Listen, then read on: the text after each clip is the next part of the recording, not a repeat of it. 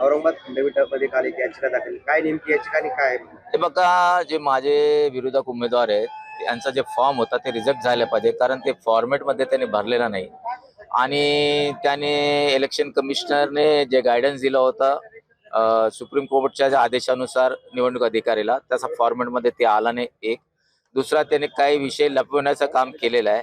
त्याबद्दल मी त्या दिवशी ऑब्जेक्शन घेतलं होतं छाननीमध्ये.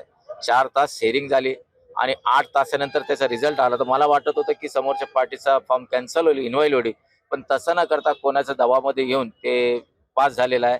निश्चित त्या विरोधात आम्ही कोर्टात गेलो आहे. सुप्रीम कोर्टाचे काही गाईडलाईन्स आहे आणि गाईडलाईन्स त्याने इलेक्शन कमिशनरला दिलेले आहे की जे तुम्ही ॲफिडेव्हिट देतात त्याचे जे नॉर्म्स असतात त्या नॉर्म्स अनुसार ते भरला पाहिजे. एक दुसरा, तुम्हाला जेही असेल तुमच्यावर जेवढे क्राईम केसेस असेल किंवा तुमच्याकडे काही लाभाचं पद असेल किंवा तुमच्याकडे काय असेल, तुम्ही ते दाखवायला पाहिजे असता.